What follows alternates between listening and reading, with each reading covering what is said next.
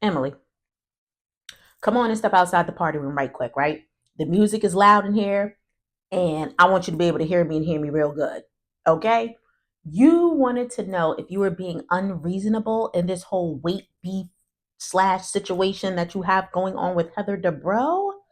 And yes, ma'am, you absolutely were being unreasonable. And I mean that in the best way, but we'll get into it. Okay? What's up, y'all? It's your girl Taina B here. Welcome to my chat party. All right, where the party is lit. I keep saying that I don't want to pay attention too much to my guest list, right? Because when you got a few show up, right, there's power in just a few with the numbers. But I am just really taken aback with how you guys keep allowing my guest list to just rise. Thank you so much, you guys. Thank you guys for the love, for your viewership, for showing up to the party and staying for a little bit to show your face, to show your face for a lot of it, the whole time, whatever it may be, because you don't have to take the time out of your day.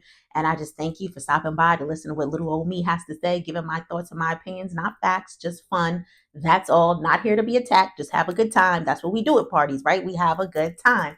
So thank you guys so much from the bottom of my heart. I'll always have a tremendous amount of gratitude because it's just so cool to witness and to see, and you guys truly are the VIPs. So thank you, thank you, thank you, thank you. Mwah!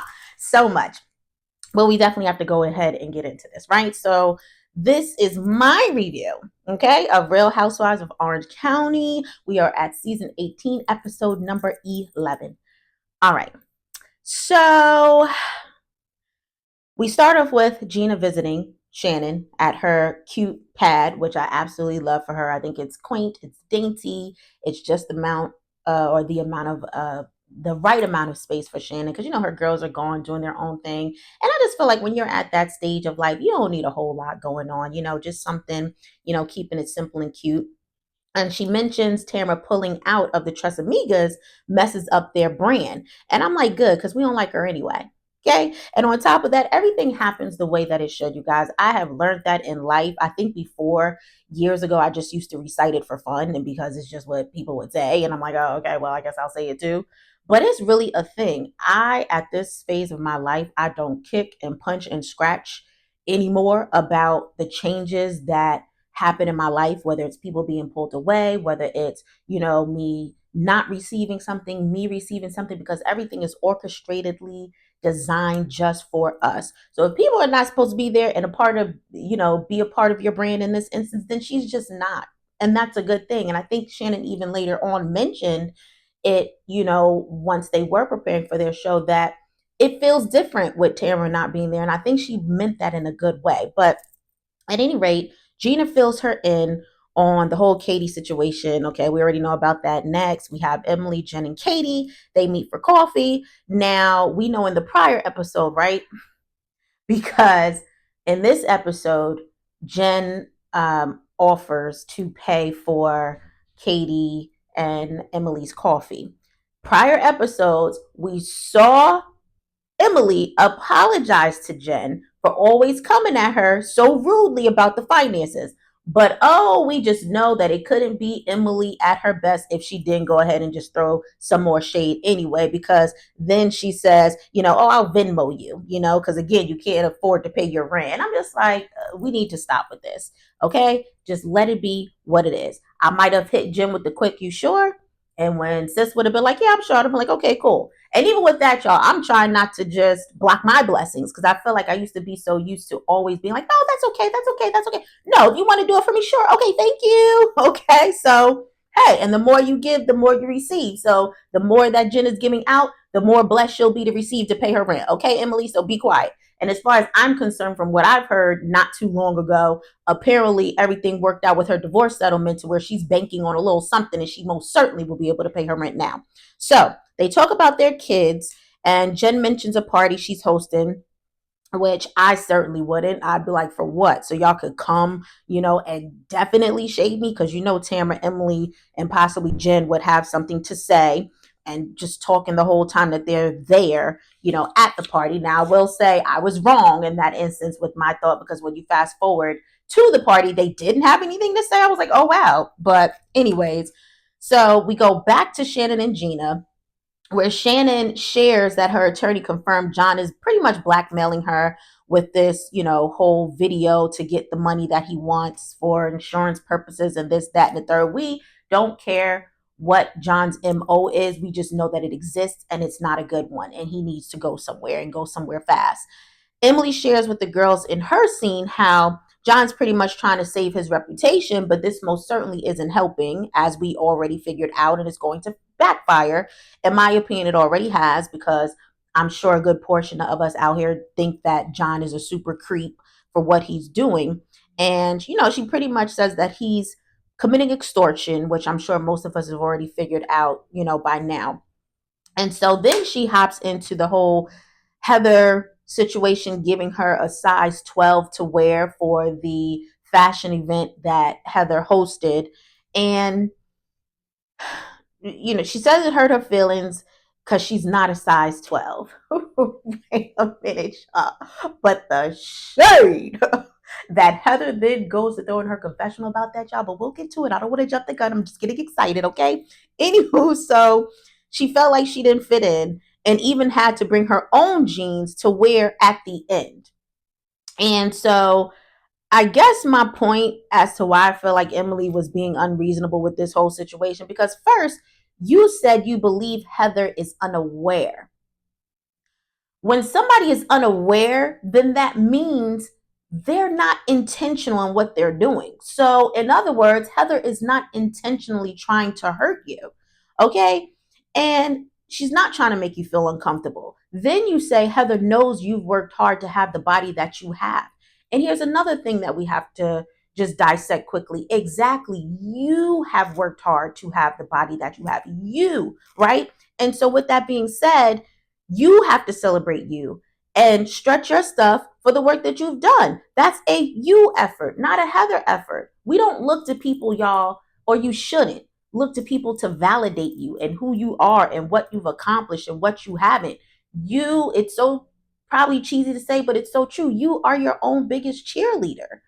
You know what I'm saying? I don't need people to tell me that I look good or that I don't or whatever. And sometimes we could be our own worst critic. I can beat my own self and do that, but I'm just not going to do that. You can look yourself in the mirror and be like, girl, you did that. You better motherfucking go ahead, girl. You did that. You think I don't give myself shout outs when I do something great? Shoot, sometimes I feel like you may not reflect enough to look at how far you've come or the wonderful things you've been able to accomplish. So I just don't like the fact that Emily is placing this baggage and this weight on Heather's shoulders when it's not Heather's to carry. So another problem I feel like with this situation is Emily living where she lives, because they emphasize looks out there apparently in Orange County so much, and I'm sure other parts of California, Beverly, I mean Hollywood, all that stuff, right? It's just the thing, but you got to train your mind to separate yourself from stuff like that. If that's what folks want to do and drive themselves crazy and all these different shots, and I'm gonna sit and eat grass all day and be hungry, that's on them. Don't make that your situation. And so don't get me wrong, right? I understand, because even when I say, they emphasize looks and they focus on looks, don't get me wrong. Listen, me personally, I will say I'm the type of person also, like, even when I go out, when I go to work, I like to dress. I always have. I've always felt it was important to present myself well. Now, a lot of that has to do with my upbringing. And not that my mom or my dad was so hard on me, but, they taught me the importance of hygiene and looking presentable, and, don't go somewhere with your hair sitting all up top of your head and sideways and all this other stuff. And then, too, I'm a Libra. I don't know if that has anything to do with it. I read somewhere once upon a time ago that they take pride in how they look, I guess. So it's nothing wrong with that, but when it gets to a point where I'm doing it for you, or I'm offended because you feel a certain way about what I put on today and the way that my body's shaping out on it, oh no, then that's when it's a problem, right? Because I'm not doing it for you, I'm doing it for me, right? And so I don't know, it's obviously something that that Emily needs to get together. Those are her own insecurities. She's making it a Heather thing, and it's really not a Heather thing. I feel like, to my point early when I said, you are being unreasonable, Emily. And I mean that in the best way, because the best way that I'll say to that is that you look mother freaking bomb. Like, I feel like Emily has always looked great on this show. Now, I don't think production did her justice with showing the flashback picture of her from the back. That wasn't the best shot. But even when she had a little bit more love to give on her, she wore it well because it hugged her in the right places. Maybe I'm just, all for the thick girl look or whatever. And just people looking good in general, right? Because I've seen some really petite ladies that look absolutely adorable. You wear what you've been given and wear it well. Like I tell my friends back in the day all the time, and I say back in the day because it's a thing I used to say. I don't say it as much now because I haven't had to, but whatever, they would complain, oh, well, I got a flat butt. Okay, girl, well, you better strut that runway like you got the biggest butt in the world and be switching and twitching that thing like it's something good.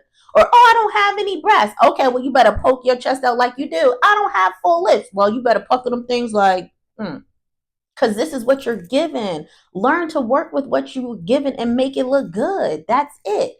Right. And so obviously, we just know it's a situation that runs much deeper for Emily, but she can't cast her issues on other folks. It's just not fair. Right. And so, anyways, and then to that point, too, I'll say, even with her losing the weight that she's lost, she looks even better now. Like, she's just getting better. So I'm like, girl. So, like I said, obviously it's deeper issues, but you know, she's going to speak to Heather about it anyway. But she puts us on notice to the fact that she's been taking some type of shot that just has her on this emotionally up and down roller coaster. So I'm like, oh, Lord. So I guess we've been warned, right? And so we shoot to the GLAAD Awards, which Heather is hosting. Oh, excuse me, whoa, Heather will be presenting an award. And this organization, for the most part, they just promote a more comfortable world for the LGBTQA plus community. Hope I said that right again. Please, you guys do not jump on me if I did not. I promise that I don't mean to offend. And so, can we just say, even with the encouraging word that, Terry gave to Heather on the side, just saying how proud of her that he is. I'm like, Terry is the man. Terry is the man. When I tell you, Terry has been the man from day one when he stepped on the scene all the way till now. What wrong have we seen Terry do? Just somebody tell me. Like, and I know nobody's perfect, but Terry is freaking the bomb. Like, when I tell you, I would just love to sit and have dinner with him or just be at one of his parties. He is just such a wonderful human being, it seems like. And that's often how I even like to describe my husband. It's not a matter of them even, like, we could just shave it down even more past the husband part. Like, oh, he's such a great husband. No, he's just a wonderful human walking, and that's a rarity in my opinion. So it's so cool to see him. I really really adore Terry DeBro. But fast forward, so we show Katie, Tamra, and their daughters. They meet to make candles, and I'll just say the main takeaway from that was that the daughters pretty much showed us that they have good heads on their shoulders, and they're setting the right tone for themselves, which I can appreciate. And fast forward now, Shannon and Vicky are together. They've flown in to prepare for their show. I think they were in St. Louis. I'm not sure. They're so silly and so lighthearted, and that's why I enjoy them together. And Tamara not being there. Now, I know Tamara likes to have a good time too, but I'm sure they have those moments where Tamara can be, the A butt, the A hole that she likes to be sometimes. And who needs that type of energy? When the energy is good and it's light, let's keep it that way. So it looks like they had a good time. And so I feel like this really was just like the kids episodes where the kids were just being showcased and all this stuff, because everything was just kids, kids, kids. Every other scene, I'm like, okay, then the kids, had their confessionals. And so now we have Jen talking to her kid, Dawson, right? And she pretty much is just kind of speaking to him about, him being irresponsible as of late. And he just lets her know the long and short, he just doesn't want to be where he is. It has nothing to do with Ryan. He just feels like he doesn't have the freedom and the space that he needs. Jen is always pretty much hounding him. Whereas, when he's with his dad, it's the polar opposite. His dad gives him the space and I guess the respect that he feels like he needs and is looking for. And now I will say in this moment, I can definitely empathize with the dagger that probably was piercing at Jen's heart, because it's already been a battle and a tumultuous situation, just with her going through this divorce, just with her knowing that she broke her husband's heart and everything else in between, right? Maybe all the things that just made the situation thick for her. Maybe her husband had his moments thing. I don't know. Whatever it is, we know it's just been a very sensitive subject. And so now the person that I'm pretty much, somewhat in a battle with, that's who you fancy the most at this point, because her son made it clear, he's just like, I'm closer to my dad and I want to pretty much be with my dad. And I'm going to charge his feelings right now to him being young, but one day he'll have the awakening and see that it was a mother's love that, she was giving, being on top of him, being concerned about him. And it's just the dynamic, right? Of child to parent. Kids are going to find us annoying, but as they get older and they get out there and experience more life, as we like to say, then the bell goes off, right? The light cuts on, and he'll see that, his mom was operating under her unconditional love, from a mother's love. She wanted to make sure that he was good. Nothing less than that. Maybe more, but nothing less than that. And so, anyways, we fast forward, the ladies start to arrive to Jen's party. I must admit that I really, really liked Tamara's outfit. I thought she looked really nice, and that's a rarity for me. Not that she always looks bad, but her stuff doesn't really always poke out to me a whole lot. But I love that dress that she had on. I thought Heather looked adorable when she finally showed up. But and however, Gina with that silver, ma'am, I was like, oh my God, like it was too much. It was way too much. And then I felt like the top with the pants didn't go. I mean, I know they were silver, but I mean, I don't know if it was the contrast and like the look of the materials, and then you throw on this dull silver jacket. Girl, no, it just, now I ain't even trying to get out here and act like I'm the fashion police, because I'm most certainly not, but it was just something about that look that I was like, oh God, you couldn't have thrown something else on. But anyways, so Alexis arrives.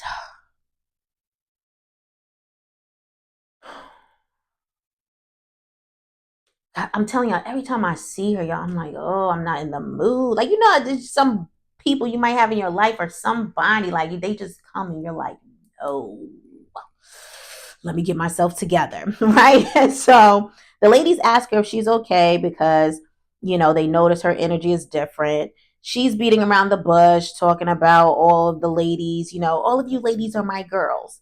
And I was thinking, you know what? Shannon could have been added to that list too, had you given her an opportunity, but you didn't. Okay, girl. And so I ask, per usual, why are the ladies coddling Alexis? Why? Why? Because naturally she's crying and saying it's the whole legal battle. Again, the legal battle that she inserted herself into. I'm going to keep saying that until we're presented with information that makes more sense as to why she's so emotional and so invested, because none of it makes sense. John being her man is not reason enough. Okay. And so, child, when Gina said in her confessional, in situations involving exes, because she can kind of empathize in a way, she was like, she tends to move away from the nonsense, not towards it. And I'm like, bingo, ding, ding, ding, ding, ding. Because she's saying in this instance, obviously, John and Alexis are moving towards the crabs. And it's like, why? And I'm like, exactly. So this lady wants to be involved in the mess. She just must. She just must live for it. She strikes me as one of those people who just enjoys being pacified and the victim and things, even when she's not the victim. Like, she will make it about herself. Girl, goodbye. And so I'm thinking, so at the same time, now, Gina, why don't you take those same words and present them to her in her face? That would have been lovely. Granted, would she have gotten it? Probably not. But listen, sometimes you don't know. You might say something to somebody, it could stick, and they think about it later on, and you're still helping them. But anyways, so I'm thinking too at the same time, she gets up and, who was it that went with her? I want to say it was, I don't remember which one of the ladies went with her to kind of help her get her makeup together and all this other stuff. And I'm like, that's your girl, Tamara, right? And that's your girl. So why were you abruptly acting like you had to go pee? Because you definitely didn't. You were trying to. And it was just so like impliedly, her actions, or implied through her actions, that you ain't want to hear that crap. Just like we don't want to hear that crap. And he was like, all right, you know what? I got to go pee. It was one of those numbers, and furthermore, you never took the time to even go check on her. Right. But anyways, so Emily did speak the words of my heart once Alexis returned. And that was, I've had enough of Alexis. She's annoying and she's just loony. Okay.